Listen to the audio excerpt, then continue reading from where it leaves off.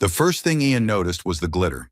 Not starlight, not hull reflection, not the usual chemical spill from a busted coolant pipe, but a silvery, glimmering trail on the ground, catching light in lazy sparkles. That was strange enough on its own, but even stranger was that it led directly into an alley behind Docking Bay 42, otherwise known as the smelly side of the station. That was the unofficial name. The official name was the Independent Trading and Salvage Terminal, Yuln 9B. Nobody used that one, except the tax collectors, and they hadn't been seen in 3 lunar cycles. Ian, clutching a half-eaten skewer of something vaguely poultry-flavored, tilted his head and stared. The trail curved behind a row of stacked cargo modules, one of which still had "Do Not Eat" scrawled on its side in 4 languages, including one that glowed in the dark. He hesitated, then sighed. "Great," he muttered. "This is how horror sims start.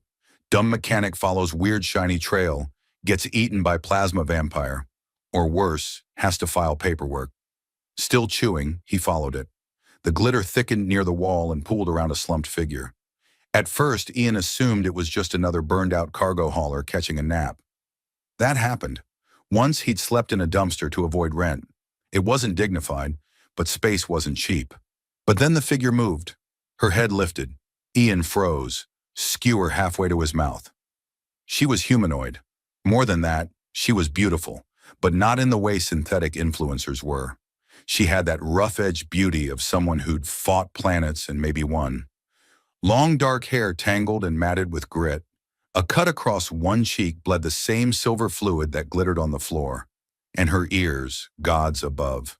They were long, elegant, curling back like twin crescent blades. Not cosmetic, too seamless, too alien. "Hey," Ian said softly, lowering the skewer.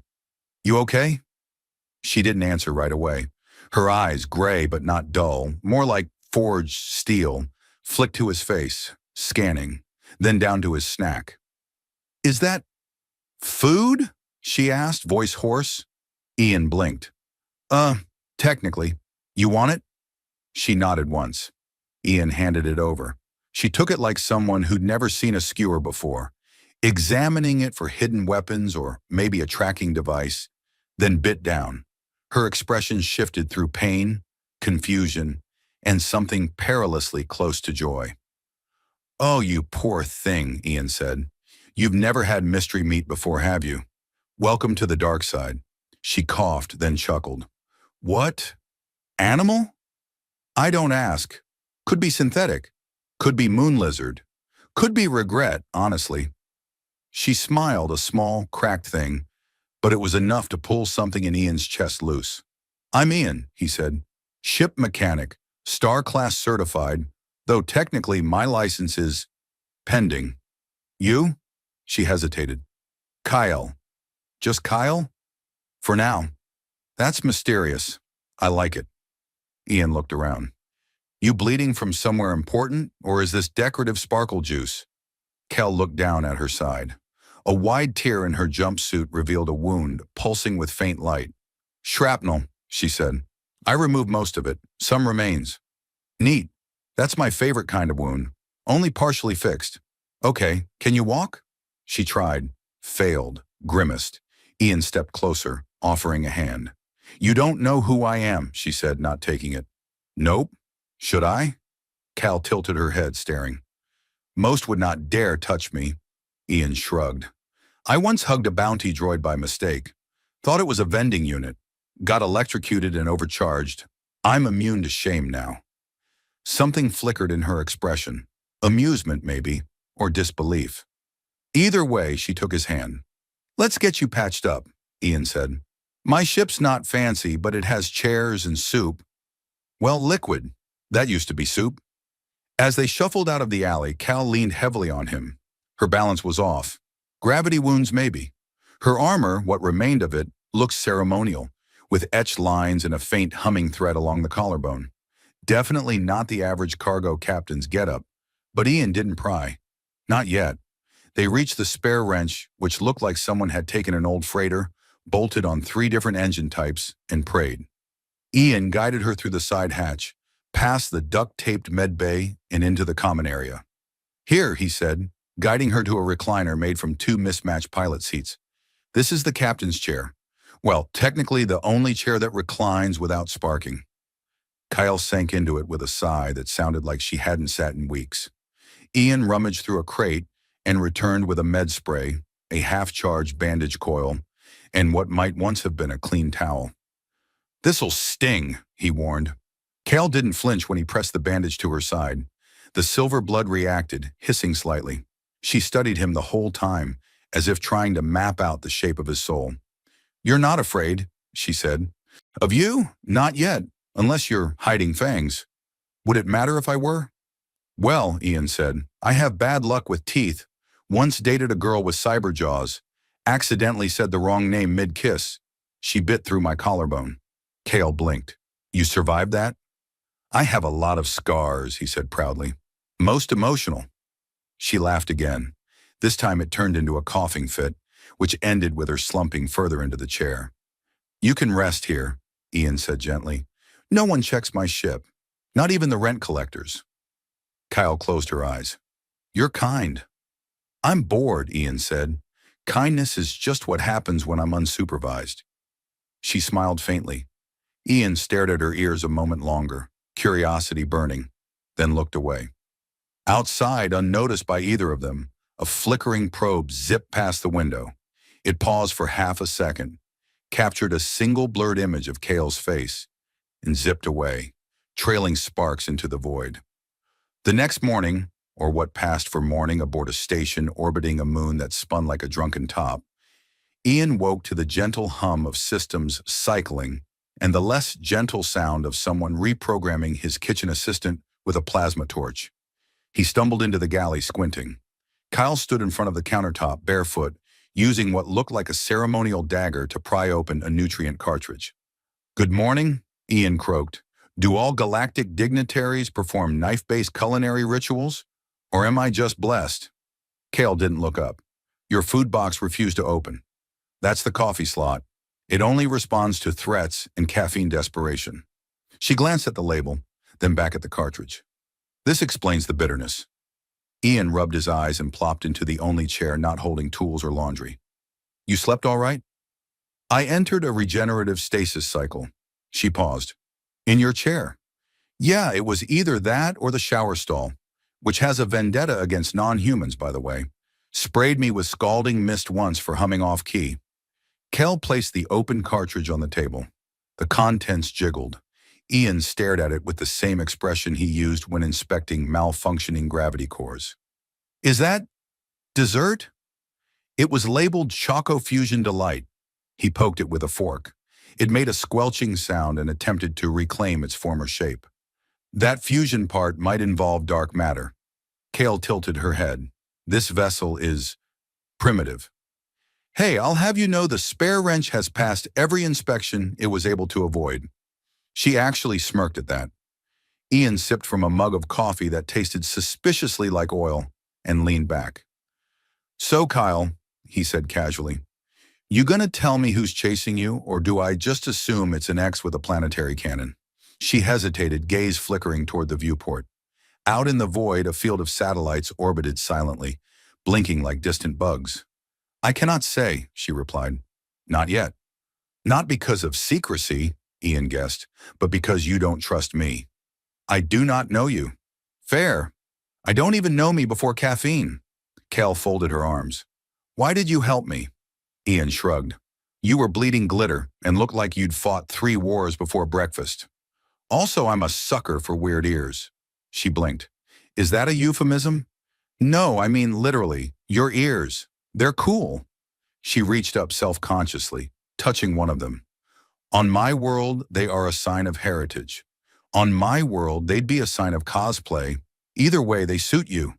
Silence stretched between them. Not uncomfortable exactly. More like two people waiting for the punchline to land. Then the ship's AI chimed in with a cheerful, glitchy voice. "Unregistered vessel detected in orbit. 1.8 kilometers. Scanning protocols engaged. Probably hostile. Please remain indoors and don't make eye contact." Ian stood so fast he knocked over his chair. Okay, definitely not my ex. She wouldn't show up in a registered ship. Kyle's expression shifted instantly. Calm evaporated, replaced with something sharp and focused. Do you have weapons? Do a wrench and passive-aggressive commentary count? She was already moving toward the control console, her steps fluid despite the bandage still wrapped around her side. Ian followed, half awake, heart thudding. Through the forward viewport, a ship hovered. A black, needle-shaped vessel bristling with antennas and heat sinks. No insignia, no lights, just menace and angles. They've found me, Kyle said softly. Ian scratched his head. You sure it's not just a very confused pizza drone? Positive. The console flickered. A signal came through, static, then a low voice. By decree of the Astral Council, the High Matriarch is ordered to surrender immediately. Ian blinked. I'm sorry, hi what now? Kale didn't look at him. Ignore it. The voice continued. Your sanctuary is unauthorized. Your companion will be disintegrated as a precautionary measure. Ian raised a finger. Okay, so we're skipping the warning shots now? Kale tapped a sequence into the nav panel, faster than he could follow. Can this ship move? Define move, like wiggle or flee in dramatic fashion. Kale's hands blurred over controls and suddenly the spare wrench groaned to life. Engines cycling up. Ian's jaw dropped. Hey, I've been trying to fix that thruster for 2 months. You forgot to override the auxiliary flow gate, Kale said. I thought that button was decorative. The ship lurched, peeled away from the docking orbit, and veered into a lower trajectory. The black vessel pursued. Okay, Ian said, gripping a pipe for balance. So you're a high matriarch, whatever that means. And they want you back. Badly. Kale gave him a glance. You still helped me without knowing. Yeah, and I'd like a refund, but apparently I signed a Galactic loyalty pact when I offered you soup. A proximity alarm wailed. The pursuing vessel launched a net of energy tendrils. Pure photonic lasso tech. Illegal in 12 sectors. Flashy in all of them. Kale yanked the ship hard left, brushing asteroid debris. Ian screamed like someone watching a beloved coffee mug fall in slow motion. Remind me, he gasped, what your escape plan is. Cal narrowed her eyes. Improvisation. I hate improvisation. That's how my cousin lost a kidney on a dating app. As the net closed in, Cal rerouted power to the inertial dampeners, then punched a small red lever Ian had labeled, Do Not Touch Unless on Fire. The ship vanished in a burst of blinding green light. They reappeared 6 seconds later in the gravity well of a nearby moon, belly flopping onto a crater field. The wrench bounced once, twice, then skidded sideways like a drunk turtle and stopped. Silence. Ian groaned from under a pile of emergency blankets. I think we just licked the moon. Kyle exhaled slowly. We lost them. You sure? Because I think part of them is still lodged in our exhaust vent. She slumped into the pilot's seat. The tension in her face softened, just a little. I'm sorry, she said after a moment. You are now part of this. Ian sat up, blinking stars from his eyes. Yeah, I got that impression right around the time I was declared optional meat. Kyle turned to him, serious now. If you wish to leave, I will understand. Ian scratched his chin. Are you kidding? You made my ship actually fly. You fought off a stealth cruiser, and you're apparently some kind of sparkly space queen. She raised an eyebrow. That is one way to put it. Ian stood groaning. I'm not going anywhere. Not until you explain what a high matriarch does, and whether I get a cool title too. Kyle studied him for a long moment, then nodded. Very well, she said. But first, you should know. The last person who stood beside me ended up ruling 2 moons. Ian grinned. Awesome!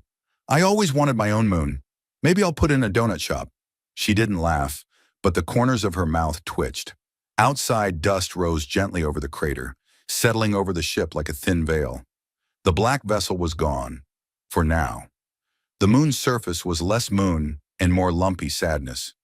Ian discovered this after stepping out to inspect the damage and immediately tripping over a root that shouldn't have existed on a barren crater. It turned out someone had terraformed patches of it for ecological research, which mostly meant errant plant life and the occasional grumpy marmalade-colored squirrel bot. Kale followed, silent and graceful, walking as though low gravity was her native state. Ian, by contrast, bounced like a malfunctioning marionette.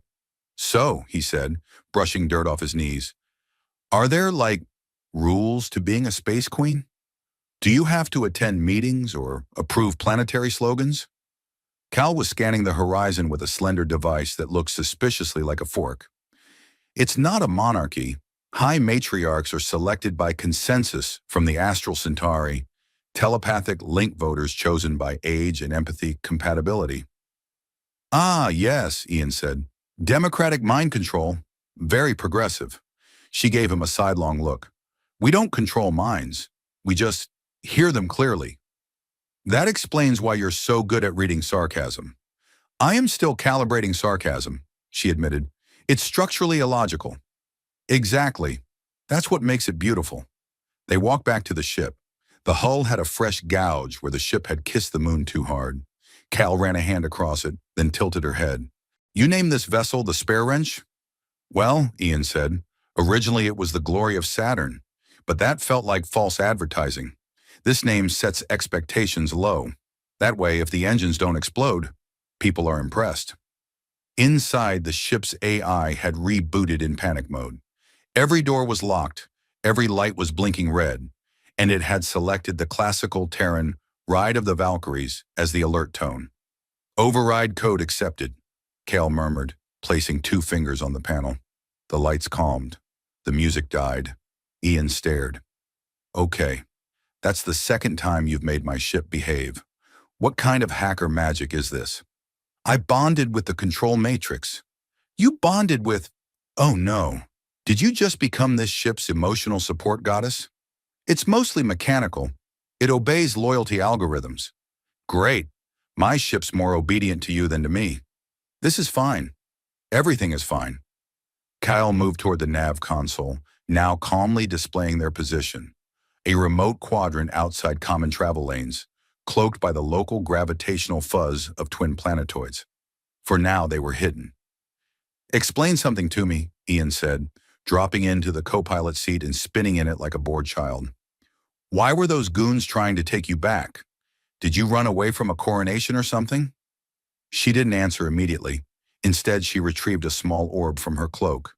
When activated, it projected a hologram above the console, a massive hall made of translucent crystal, where a crowd of beings bowed before a tall figure standing beneath a star-map canopy. It was Kyle, uninjured, radiant, but visibly burdened. "I was not meant to rule," she said. "The Sentry chose me out of necessity. War had fractured the Dominion. I ended the war, but in doing so, became something I didn't choose." Ian frowned. "So you pieced out?" "I vanished during a treaty signing. My advisors believed it was cowardice." "And it wasn't?" Kale turned off the hologram. "It was survival of my own mind." Ian leaned back. "Makes sense. I once ghosted a union meeting just to avoid free bagels and aggressive small talk. Yours is more epic, but I relate." Her gaze softened. "You make light of everything." "It's a coping mechanism. I'm like a cosmic clown with a wrench. But hey, if laughter keeps us from screaming into the vacuum, I'm all in." She almost smiled again. Then the proximity alert buzzed once. Not alarm, but curiosity. Ian tapped the display. "Incoming comm signal. Low frequency. Weird modulation. Origin. Unknown." Kel moved fast, fingers sweeping over controls. "That's not Dominion tech." The screen blinked, then a face appeared. A translucent cube with blinking eyes and a mustache made of static. "Greetings," it chirped. "Welcome to Puddlebot Outpost 9. Please state your intentions, lunch preferences, and favorite type of cheese." Ian blinked. "What?" "I said," the cube repeated cheerfully, "welcome to Puddlebot Outpost 9. A proud, slightly unstable relic of the pre-fusion era." "We have hammocks." Kel narrowed her eyes. "This unit's processing core is fractured." "Correct," it replied, "but the hammocks are fine." Ian grinned. "We could use a rest stop. Maybe they've got non-hostile pudding." The cube's eyes sparkled. "Even better. We have quantum mousse. It exists in multiple flavors until observed. The outpost came into view, a squat metallic dome wedged between rocks, patched with colorful tarps and surrounded by solar panels arranged in spirals. A faded neon sign flashed WIFI, JUICEHOPE. They docked with mild turbulence. The airlock hissed open to reveal a corridor lined with moss, disco lighting, and surprisingly pleasant lo-fi music. Ian stepped in first. This feels like someone built a spa inside a garage. I love it. Kale followed cautiously. Be alert. A robot rolled up, essentially a glorified trash can with googly eyes. Hello, travelers. Would you like foot massages or existential counseling? Yes, Ian said. Both it is. The lounge inside featured beanbags, a chocolate fountain, and a screen playing old Earth Cat videos. Kyle, after scanning the room and confirming no threats, finally allowed herself to sit. Ian dropped onto a beanbag and sighed. Honestly, best hideout I've ever crashed into. Kyle watched a cat fall off a table and land in a bowl. These creatures lack dignity, and that's what makes them powerful. A long silence followed, comfortable this time. Then Kale asked quietly, would you truly stand beside someone hunted by the galaxy? Ian shrugged. As long as they're cool with bad coffee, duct tape furniture, and possibly ruling a moon one day, yeah, I'm in. She looked at him, unreadable. Then I must prepare you. If they discover I'm alive, the council won't just come for me. They'll come for what I left behind. Ian raised an eyebrow. Which is? She hesitated. The flux core. That sounds vaguely ominous. It is, and it listens to me alone. Ian finished his mousse, which had unexpectedly turned into lemon basil flavor. Well then, he said, guess we'd better fix the ship, name our team, and find some hammocks. She tilted her head. Name our team? Yeah, you know, like Space Royalty and the Grease Monkey. I propose co-commanders. See? We're already co-parenting a spaceship. Progress from the corner, a robot played a soft victory jingle and offered them towels. Ian took two, one for sweat. One just in case the flux core ever cried. The Puddlebot outpost proved to be exactly the kind of improbable sanctuary Ian didn't know he needed. While Kyle spent her hours in quiet recalibration, tuning psychic shielding, cross-referencing Dominion frequencies, and occasionally staring at walls like they owed her answers, Ian found solace in the outpost's bizarre amenities. He was in the middle of a laser-powered foot soak, one foot glowing blue and the other suspiciously growing moss, when the lounge lighting dimmed and the AI voice returned, sounding slightly more nervous than usual. Notice, a heavily encrypted signal has been intercepted. Origin unknown. Content politely aggressive. Ian blinked. Politely aggressive? Like, we're going to vaporize you but with hugs? Kyle appeared behind him. She'd been in one of the meditation chambers, where the pillows whispered affirmations. Let me see it. Ian tapped the console, which now displayed a rotating sphere made entirely of punctuation marks. Kale's eyes narrowed. It's a cipher, Dominion class, layered sixfold. Can you crack it? I designed it. She tapped a series of pressure points on the console. Not the keys, but the actual casing. It responded like a purring animal, unfolding new sequences. After a few seconds, the message decoded into text, hovering above them in red script. The consort has been located. Proceeding to neutralize emotional leverage. Mobilizing council proxies. Prepare the flux core for extraction. Ian scratched his head. Okay, I have so many questions. Starting with, I'm the leverage? Cal nodded. You offered sanctuary. That makes you a liability. Well, that's new. Usually I just make people mildly uncomfortable. She turned away, already moving toward the ship. They've discovered the signal remnants from our last jump. They'll trace us here within a standard hour. Ian grabbed his boots, one of which had started playing jazz from the soul. We can't outrun them again.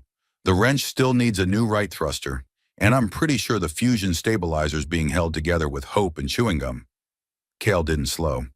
Then we hold them off. Ian jogged after her, lopsided. With what, Kale? We've got one malfunctioning plasma turret, a sassy AI, and a stack of towels that smell like citrus regret. She reached the ship and opened the hidden compartment beneath the rear cargo hatch. Ian had always assumed it was just where old maintenance manuals went to die. Instead, it slid open to reveal a small orb, floating, humming, radiating faint pulses of light and something that smelled like ozone and dreams. "That's the flux core," she said. Ian stared. "That looks like it could power a civilization or ruin a Sunday brunch." "Both," she said. "It is semi-sentient. It will respond to those it deems bonded." Ian stepped closer. "You mean like imprinted?" "It responds to sincerity, intent." "Heart," he blinked.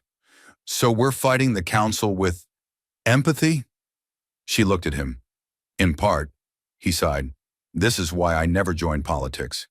Back aboard the wrench, the AI attempted to lock the doors in protest of impending doom, but Kale overrode it with a tone-based command. Two notes sung under her breath that made every light flicker in reverence. They had exactly 43 minutes before the arrival of the council's proxies. Ian passed the time doing what he did best, panicking efficiently. He fortified the cargo bay with spare crates, converted the dishwashing unit into a short-range EMP emitter, and taped a warning sign over the airlock that read, "Caution, unstable Terran with wrench." Kel, meanwhile, stood in quiet communion with the flux core. It floated beside her, responding to her emotions like a mirror made of light and quantum feelings. She looked calm. Resigned, maybe. "Have you ever thought about running away permanently?" Ian asked, adjusting a panel over the engine array. "I did," she said. "I thought anonymity would free me." "And did it?" "It gave me silence, but not peace." Ian nodded slowly. "Same. I once tried to live in a floating junk barge to avoid my landlord. Ended up falling in love with an exosuit repair tech who turned out to be married to her work, and also to a lizard. Legally." Cal tilted her head. "You draw strange parallels." "It's a gift." The sensors beeped. "Incoming vessels. 3. Configuration. Council proxy class. Weapons hot. Manners cold." Ian snapped to attention. "Wrench is ready to fire." "Barely." Kel turned to the flux core. "It's time." The orb pulsed once and flew to the center of the ship, embedding itself in the nav systems. A deep vibration passed through the hull, not violent, but steady, like a heartbeat syncing to a song only Kale could hear.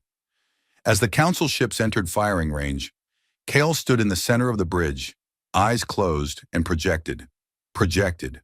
Not voice, not radio, consciousness. A wave of presence spread outward like a sunburst, hitting the 3 ships in orbit with raw signal. Ian watched, slack-jawed, as the weapon arrays on the lead ship flickered, then shut down. "They're hesitating," he breathed. Kale's voice, calm, unwavering, reached him and them all at once. "You came for war.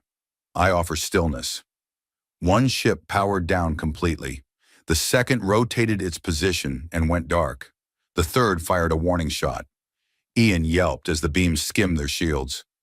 "Guess they missed empathy class," he shouted. Kyle opened her eyes. "Then we speak in another way." She touched the console. The flux core brightened. Ian felt the temperature drop, then rise again in an instant, like space itself was hiccuping. A surge of blue light shot outward, enveloping the remaining ship in a harmless but utterly disorienting storm of shifting gravitational pockets. They weren't damaged, but entirely disarmed. Their ship slowly rotated like a fish stunned by opera. Ian whooped. "We just de-escalated an interstellar assault with feelings and physics." Kyle exhaled. "They will retreat, but more will come." Ian plopped into the co-pilot chair. "Then we move again, somewhere even we don't expect." She nodded, stepping away from the console. As the wrench lifted off from the moon, leaving the lazy outpost and its towel-dispensing robots behind, Ian looked over at Kyle. "I gotta ask," he said, "are you sure the flux core is not just in love with you?" She didn't smile, but the core pulsed once, softly, warmly, and Ian could swear it was laughing. They parked the spare wrench in the orbital shadow of a hollowed-out asteroid known to smugglers as Whisper Rock, though Ian insisted on calling it Rocky. No one argued. Not because it was a good name, but because Kale had just neutralized 3 council ships with what appeared to be feelings and a glowing marble. Inside the ship, things had settled into a new, surreal normal. Ian had learned how to speak 3 words of High Dominion standard, all of which turned out to mean potato.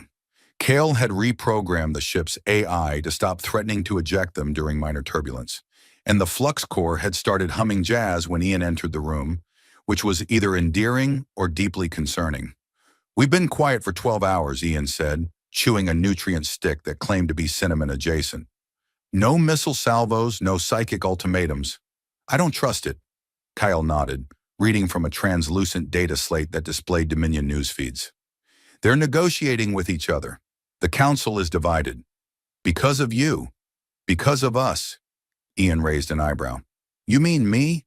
The guy who used duct tape to hold the coffee machine together is now an accidental revolutionary?" "You gave me time to choose." "That's weirdly flattering and terrifying." Kyle stood, her ceremonial robe swapped for one of Ian's oversized jackets, sleeves rolled up like she was pretending to be incognito. She looked comfortable, which was disorienting. "I have made a decision," she said. "Please don't say you're turning yourself in. I'm summoning the council to meet." Ian nearly dropped his cinnamon-adjacent stick. "Here?" "Number somewhere neutral, somewhere unpredictable." His eyes narrowed. "Don't say it," she smirked. "Puddlebot Outpost 9. Ian groaned. "They still owe me a refund for that massage that became a confession circle." "Exactly. No one will expect diplomacy in a place with sentient hammocks." 3 hours later, the spare wrench docked once more at the glowing, patched dome of Puddlebot Outpost 9. The council ships arrived cautiously, lacking their usual warbling chorus of superiority. Representatives disembarked, some tall and crystalline, others cloaked in light, and one surprisingly short being who communicated via scented steam. Ian stood beside Kale in the central lounge, which had been hastily rearranged into a galactic forum using beanbags and a table made of fused soda cans. The council members looked confused. Not hostile, just emotionally off balance, like bureaucrats forced to attend a slumber party. Cal began. "You feared I would abandon the Dominion. You feared my bond to the core would be misused. But what I found beyond the throne was not rebellion. It was clarity.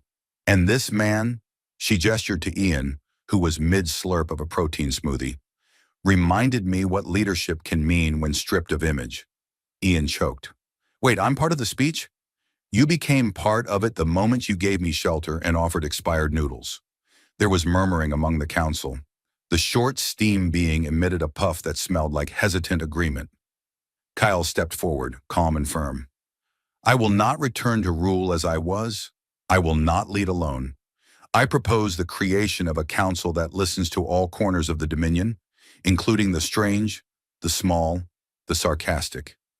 I nominate Ian, Terran citizen, mechanic, and reluctant philosopher, as co-ambassador of empathic affairs." Ian blinked. "You just made that up, didn't you?" "Yes," she said. He grinned. "Cool. Do I get a badge?" "Probably not." The council deliberated. It took all of 20 minutes, 2 fruit bowls, and 1 intense staring match with the flux core, which sat levitating politely in a nearby chair. Unanimous agreement, with conditions. Kale would not rule alone. Ian would advise, formally or informally, and the core would remain with them as a stabilizing force and neutral witness. Later, back on the wrench, Ian lay across the pilot seat, 1 foot dangling, staring out the viewport at the stars, now slightly more cooperative. "You know," he said, "this started with you bleeding on my junkyard floor and asking if my food was real." Cal sat beside him. "You were kind. I was bored. You chose not to be afraid." Ian shrugged. "You had cool ears. That probably helped." She leaned her head back. "The galaxy won't stop. There will be more disputes, more conflicts. But maybe," Ian said, "less running." The core hovered silently above the console. A single pulse of warm light filled the room. Agreement or approval, it was hard to say, but it felt like peace. Ian closed his eyes. "So what do co-ambassadors of empathic affairs actually do anyway?" Kyle smiled. "We listen. we speak, and occasionally, we remind the stars that even in chaos, there can be kindness. Ian nodded. And maybe throw in a sarcastic monologue now and then. Essential, she agreed. Outside, stars wheeled quietly. The galaxy didn't stop spinning, but somewhere between laughter, compassion, and the clunking of a very stubborn ship engine, it spun just a little differently.